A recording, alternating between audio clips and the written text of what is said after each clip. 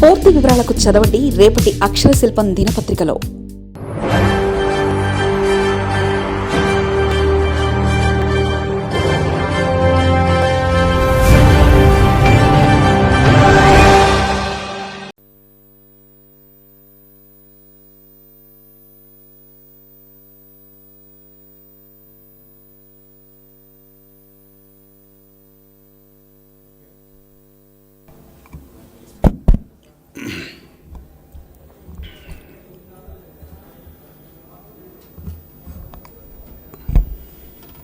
అందరికీ నమస్కారం. ఆంధ్రప్రదేశ్ ప్రజానీకానికి, ముఖ్యంగా ఈ రాష్ట్రంలో ఉన్నటువంటి బలహీన వర్గాలకి ఈ రాష్ట్రంలో జరుగుతున్నటువంటి పరిణామాలన్నీ కూడా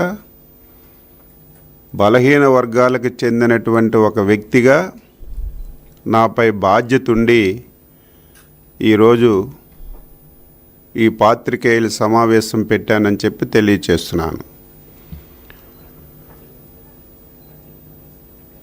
సమాజంలో క్రిమినల్ అంటే ప్రతి ఒక్కరం భయపడతాం.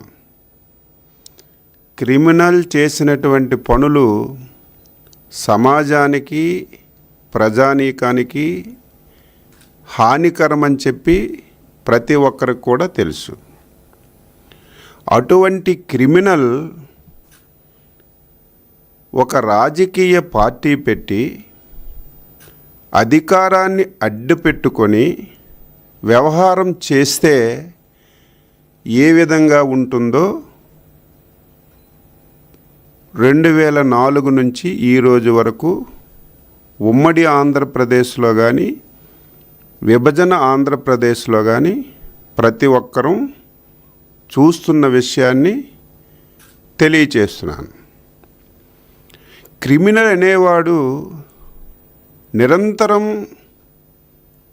తప్పులు చేస్తూనే ఉంటాడు. చేసిన తప్పులు ఇతరులపై పెట్టి వారికి శిక్షలు పడే విధంగా వ్యవహరిస్తాడు. అదే కోవకు చెందినటువంటి వ్యక్తి మన రాష్ట్రంలో గొడ్డల పార్టీ అధ్యక్షుడు అని చెప్పి ఈ సందర్భంగా తెలియచేస్తున్నాను. నేను చెప్పిన విషయాలు ప్రతి ఒక్కరూ ఒక్కసారి ఆలోచన చేయమని చెప్పి కోరుతున్నాను. ఇందులో వాస్తవాలు గ్రహించమని చెప్పి కోరుతున్నాను. తరువాత నిర్ణయాలు తీసుకోమని చెప్పి తెలియజేస్తున్నాను. 2004లో తండ్రి అధికారాన్ని అడ్డం పెట్టుకొని లక్షల కోట్ల రూపాయలు అవినీతి చేశారని చెప్పి ఆరోపణలు ఎదుర్కొంటున్నటువంటి గొడ్డల పార్టీ అధ్యక్షుడు ఆ రోజు కూడా నీ అవినీతి దాహం గురించి ఎంతమందిని బలి తీసుకున్నావు?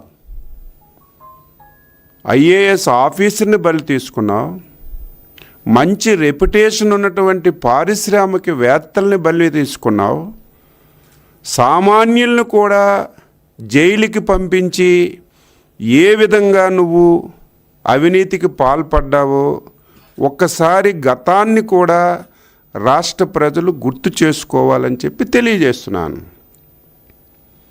తరువాత మాయమాటలు చెప్పి, ఆచరణ కానివన్నటువంటి మాటలు చెప్పి ప్రజలకి తప్పుదోవ పట్టించి 2019లో అధికారంలోకి వచ్చావు. ముఖ్యమంత్రి అయ్యావు. ముఖ్యమంత్రి పదవిని అడ్డం పెట్టుకొని ఏ విధంగా దోపిడీ చేశావో మనం మాట్లాడుకోవాల్సినటువంటి అవసరం లేదు. ఆంధ్రప్రదేశ్ రాష్ట్రంలో ఉన్నటువంటి ప్రకృతి వనరులన్నీ కూడా అధికారాన్ని అడ్డం పెట్టుకోవడమే కాదు, అమాయకులైనటువంటి బలహీన వర్గాల మెడ మీద కత్తి పెట్టి ఈరోజు నువ్వు అవినీతి చేసిన విషయాన్ని ఒకసారి గుర్తుపెట్టుకోవాలి. నువ్వు చేసినటువంటి అవినీతి ఒక్కొక్కటి ఈరోజు భయపడుతుంది. బయటపడుతున్నాయి. ఆర్థికంగా నువ్వు బలపడ్డావు, అన్యాయంగా ఈరోజు చాలామంది బలవుతున్నారు. నేను 2 రోజుల నుంచి గమనిస్తున్నాను, గొడ్డల పార్టీలో ఉన్నటువంటి బలహీన వర్గాలు గొంతు చించుకొని మాట్లాడుతున్నారు. చంద్రబాబు నాయుడు గారు, లోకేష్ బాబు గారు బలహీన వర్గాల మీద కక్ష గట్టారని సిగ్గు లేకుండా, ఎగ్గు లేకుండా మాట్లాడుతున్నారు. నేను సూటిగా అడుగుతున్నాను, మీరు తప్పులు చేశారు. గొడ్డల పార్టీ అధ్యక్షుడు చెప్పిన ప్రతి పని మీరు చేసి, అవినీతి చేసి, అక్రమంగా దొరికిపోయి మీరు కేసుల్లో ఇరుక్కొని మీరు జైలుకి వెళ్తుంటే ఇదేదో బలహీన వర్గాల మీద కక్ష కట్టారని మాట్లాడుతున్నారు. 2019-24 బలహీన వర్గాల మీద దమనకాండ చేశారు మీరు. ఆషామాష విషయం కాదు. నిన్న ధర్మాన ప్రసాద్ గొంతు చించుకొని మాట్లాడుతున్నాడు. నేను బలహీన వర్గాలకు చెందిన వ్యక్తిని కాదా? మా సోదరులు కొల్లు రవీంద్ర బలహీన వర్గాలకు చెందిన వ్యక్తి కాదా? రాజకీయ చరిత్ర కలిగినటువంటి వెలమల రామకృష్ణ గారు బలహీన వర్గాలకు చెందిన వ్యక్తి కాదా? అయ్యన్న పాత్రుడు గారు బలహీన వర్గాలకు చెందిన వ్యక్తి కాదా? ఈ విధంగా ఎంతోమంది బలహీన వర్గాల్ని టార్గెట్ చేశారు. మేము చేసిన తప్పేంటి? తెలుగుదేశం పార్టీకి, చంద్రబాబు నాయుడికి అండగా ఉండడం.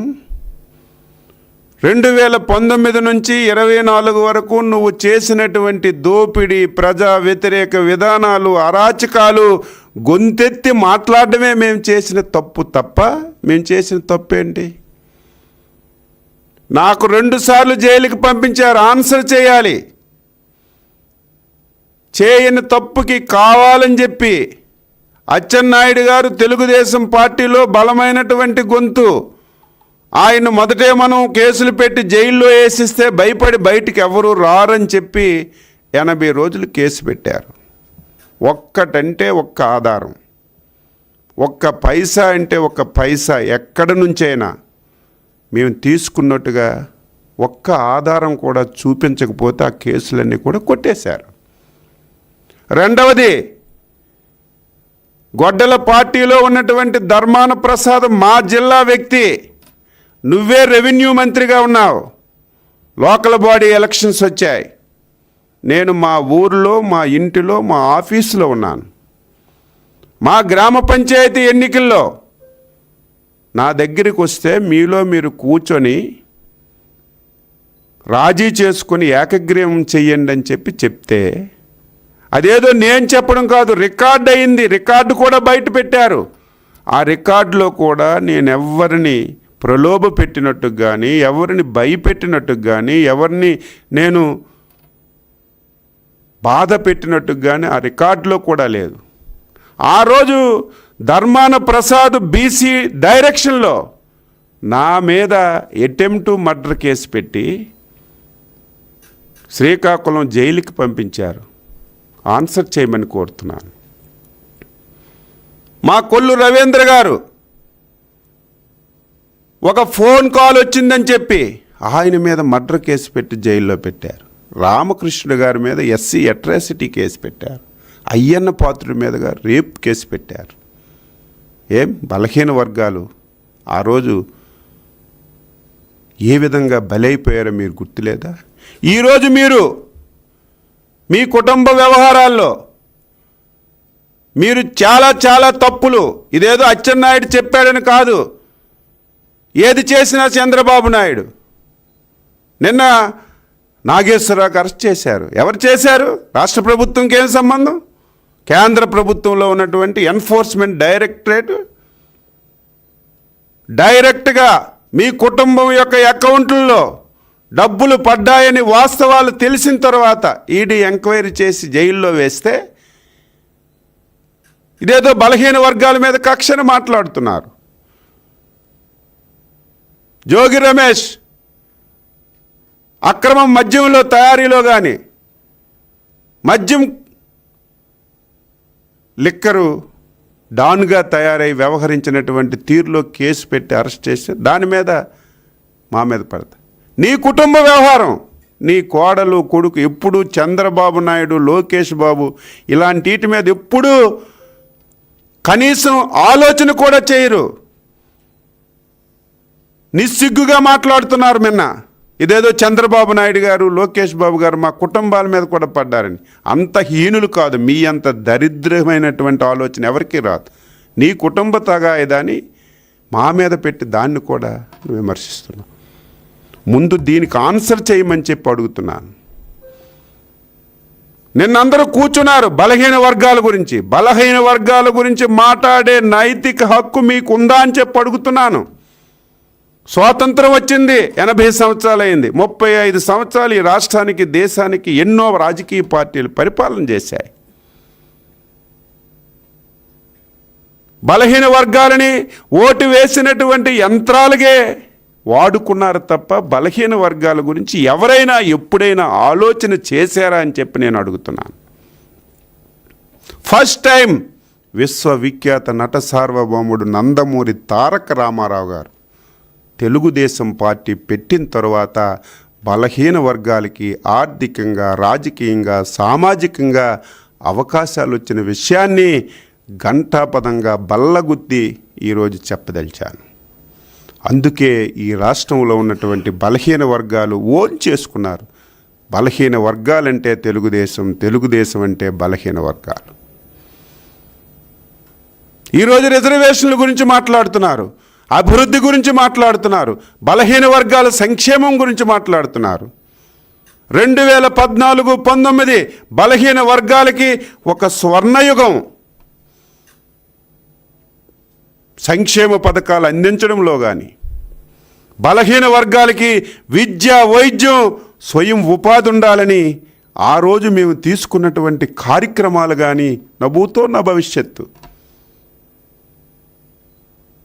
రిజర్వేషన్లు కానీ ఏది తీసుకున్నా సరే తెలుగుదేశం ఈరోజు ఎన్డీఏ ప్రభుత్వం తప్ప ఏ రాజకీయ పార్టీ, ఏ నాయకుడు బలహీన వర్గాల గురించి ఆలోచించలేదు.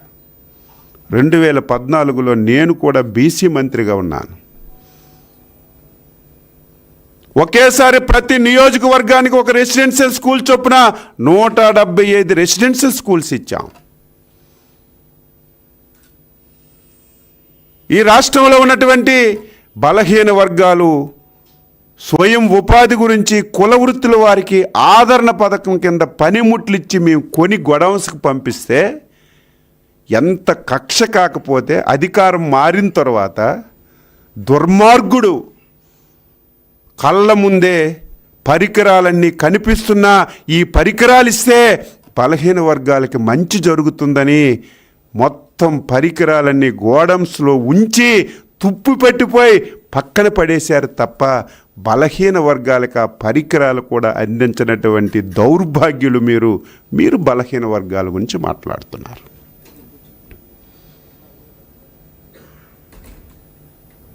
మీరు అధికారంలోకి వచ్చారు, మాయ మాటలు చెప్పారు, ఆన్సర్ చేయమని కోరుతున్నారు. ఏం చేశారు 5 సంవత్సరాలు? ఒక 5 పైసలు బలహీన వర్గాల గురించి మీరు ఖర్చు పెట్టారా?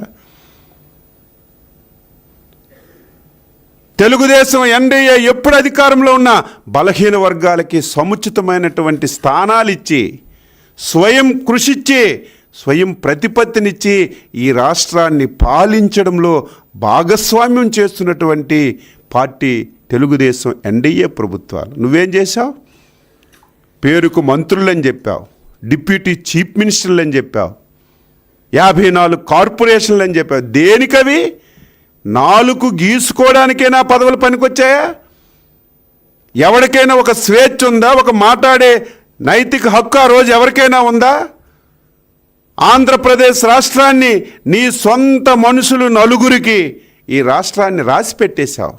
ఉత్తరాంధ్రకు ఒక రెడ్డి, గుంటూరు కృష్ణాకు ఒక రెడ్డి, ప్రకాశం నుంచి 6 జిల్లాలకు ఒక రెడ్డి, రాయలసీమకు ఒక రెడ్డి, 4 రెడ్డిల్ని ఈ రాష్ట్రాన్ని రాసిపెట్టి ఎక్కడ బలహీన వర్గాలకి స్వేచ్ఛ లేకుండా కనీసం చిన్న పని కూడా చేసుకోలేనటువంటి దద్దమ్మలుగా తయారు చేసినటువంటి నువ్వు ఈరోజు బలహీన వర్గాల గురించి మాట్లాడుతున్నావు.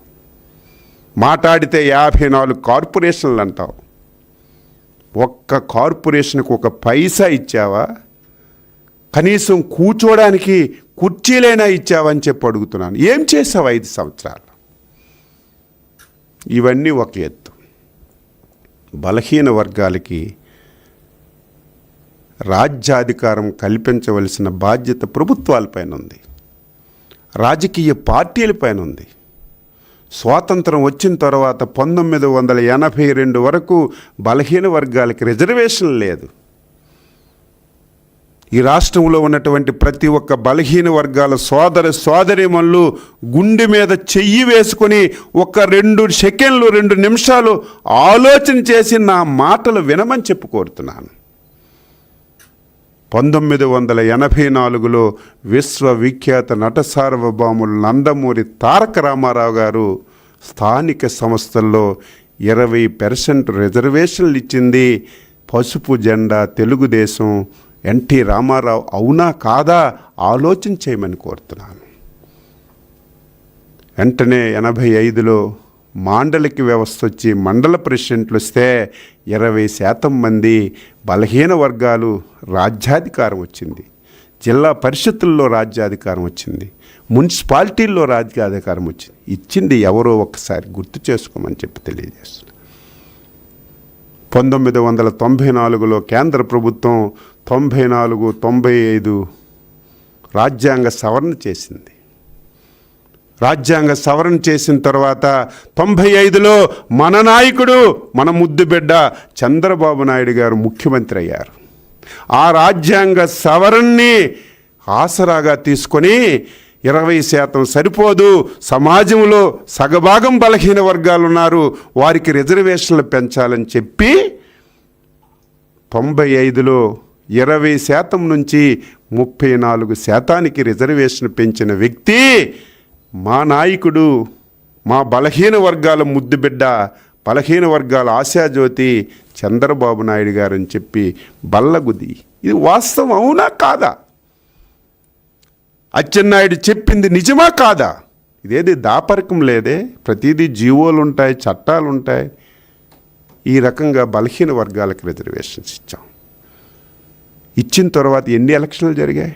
95లో జరిగాయి, 2001లో జరిగాయి, 2009లో జరిగాయి, 2013లో జరిగాయి. నీ తండ్రి అధికారంలో ఉన్నప్పుడు పోలేదు. చంద్రబాబు నాయుడు అధికారంలో ఉన్నప్పుడు బీలికి 34 రిజర్వేషన్, కిరణ్ కుమార్ రెడ్డి ఉన్నప్పుడు 34% రిజర్వేషన్.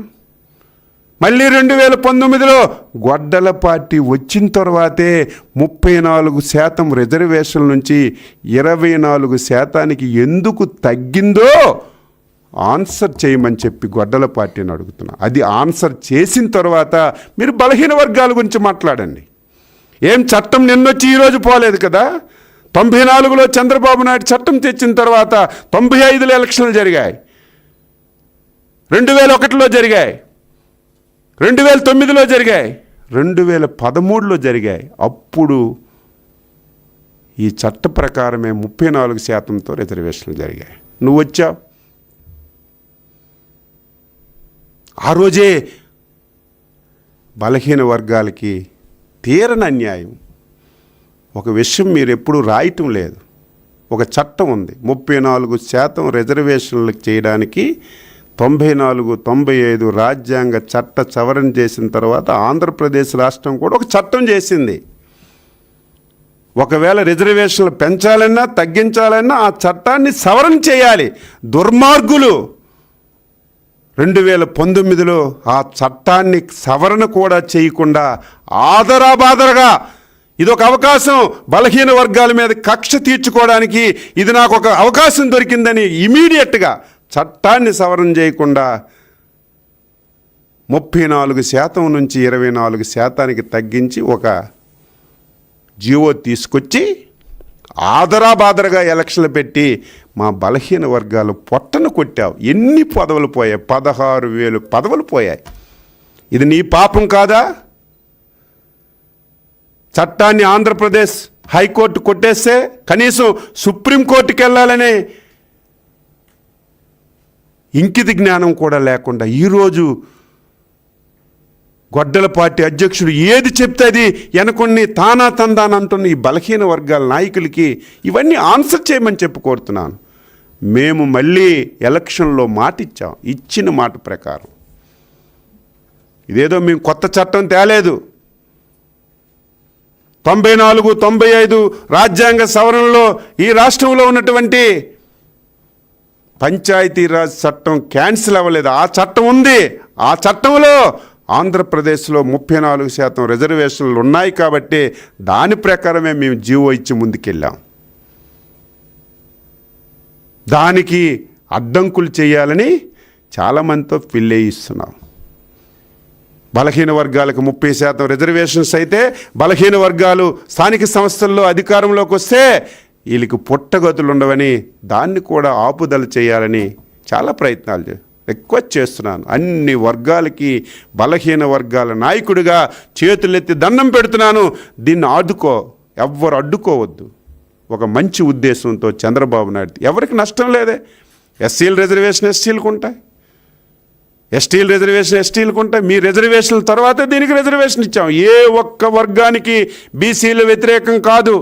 ఏ ఒక్క రిజర్వేషన్కి బీసీలు వ్యతిరేకం కాదు. మీ హక్కులు మీకుంటాయి. బలహీన వర్గాల హక్కులు కూడా అవసరం కాబట్టి ఈరోజు ఈ జీవో ఇచ్చారు. దీన్ని కూడా ఇప్పుడు పిల్లేశారు. అప్పుడు అడ్డుకోవడానికి ప్రయత్నాలు చేస్తున్నారు. పడుకొని లేపితే ప్రతి ఒక్కరికి తెలుసు ఎవరు పిల్లేయిస్తున్నారు, ఎవరు అడ్డుకోవడానికి ప్రయత్నం చేస్తున్నారు తెలుసు. దయ ఉంచి మీరు చాలా అన్యాయం బీసీలకి చేశారు. ఎన్డీఏ ప్రభుత్వం చంద్రబాబు నాయుడు ఆధ్వర్యంలో దీన్ని సరిచేసి ముందుకెళ్లాలని ప్రయత్నం చేస్తున్నారు. దీన్ని అడ్డుకోవద్దని చెప్పి కోరుతున్నాను. ఈరోజు బలహీన వర్గాలు అభ్యున్నతి గురించి కృషి చేస్తున్నాం. బలహీన వర్గాలకు ఆర్థికంగా, సామాజికంగా, రాజకీయంగా ముందుకు తీసుకువెళ్ళాలని అహర్నిశలు ప్రయత్నం చేస్తున్నాం. అందుకే బలహీన వర్గాలు ఈ దుర్మార్గుల మాటలు మళ్ళీ వింటే, ఈ దుర్మార్గులు ప్రతిదీ వెనక చూడరు, ముందు చూడరు. గొడ్డల పార్టీ అధ్యక్షుడు ఏది రాధిస్తే అది మాట్లాడుతున్నారు, ఏది చెప్తే అది మాట్లాడు. ఆన్సర్ చేయమని చెప్తున్నాం. ఈరోజు బలహీన వర్గాలు చంద్రబాబు నాయుడు గారు కక్ష పెట్టి జైల్లో పెడుతున్నారు. ఏం మేము బలహీన వర్గాలం కాదా? మళ్ళీ రిపీట్ చేస్తున్నాను, తప్పు చేయలేదు. 5 సంవత్సరాలు భూతద్దంతో ఎతికి అన్నీ చూసి ఎక్కడ ఒక చిన్న తప్పు కూడా మీరు పట్టుకోలేక షేర్ షీట్ కూడా వేసుకోలేనటువంటి మీరు ఈరోజు అడ్డగోలుగా దొరికిపోయి కేంద్ర ప్రభుత్వం ఈడీ కేసులు పెట్టి చట్ట ప్రకారం వాళ్ళకి శిక్షలు వేస్తుంటే అది కూడా చంద్రబాబు నాయుడు గారి మీద వేసి మీరు లబ్ధి పొందాలని ప్రయత్నం చేస్తున్నా ఆంధ్రప్రదేశ్ బీసీలు తెలివైన వాళ్ళు, బీసీలు తెలుగుదేశం పార్టీ ఎన్డీఏ ప్రతి ఒక్కరు కూడా అర్థం చేసుకున్నారని చెప్పి తెలియజేస్తూ మరొకసారి ప్రతి ఒక్క పౌరుడికి రిక్వెస్ట్ చేస్తున్నాను, ఈ రిజర్వేషన్స్ ఎవరికి వ్యతిరేకం కాదు. గొడ్డల పార్టీ మాట విని మీరు కోర్టుల్లో పిల్లేసి బలహీన వర్గాలకు అన్యాయం చేయొద్దని చెప్పి ఈ సభాముఖంగా ప్రతి ఒక్కరికి కోరుతూ సెలవు తీసుకుంటున్నాం. జై హింద్.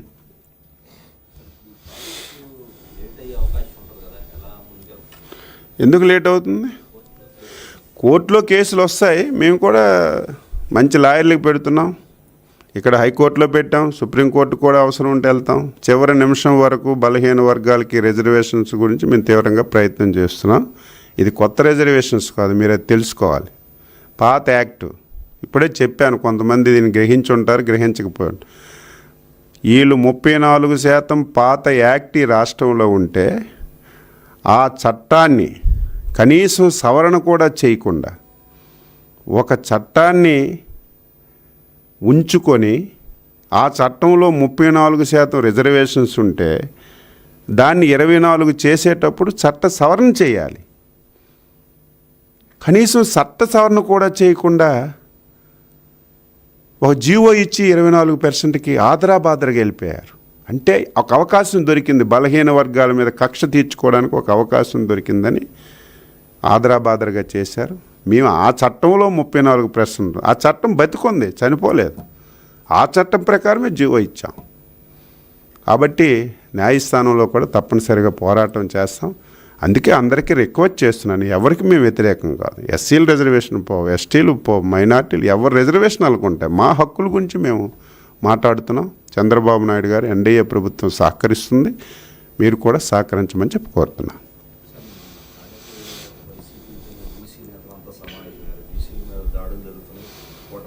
నేను ఇప్పుడు చెప్పాను కదా, ఆన్సర్ చేయమని చెప్పి సంఘటితంగా ఎత్తుక్కోవడానికి మీరు ఇప్పుడేం కొత్తగా ఆకాశం నుంచి దిగి రాలేదు.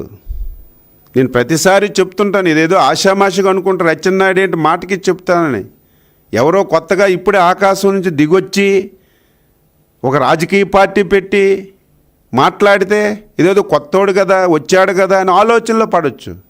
5 సంవత్సరాలు ఈ రాష్ట్రానికి వెలగబెట్టి అధికారాన్ని దమనకాండ చేశావు. బీసీల మీద దమనకాండ,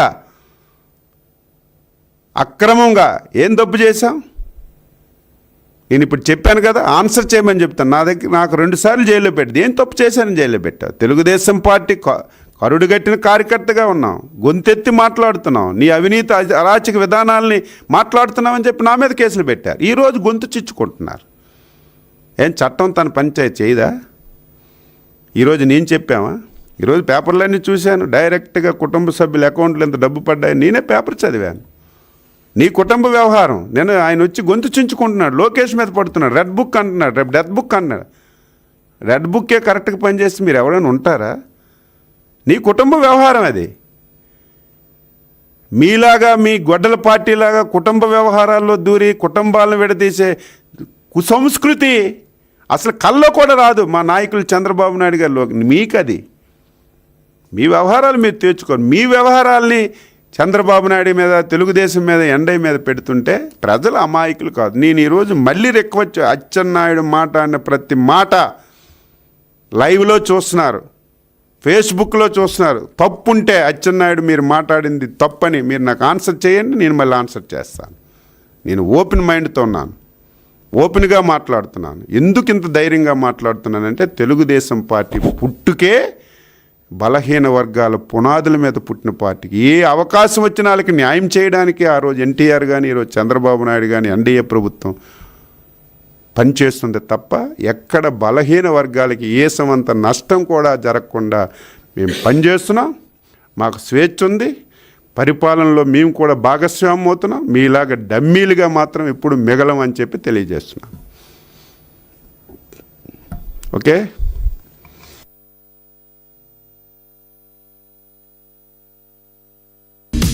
పూర్తి వివరాలకు చదవండి రేపటి అక్షర శిల్పం దినపత్రికలో.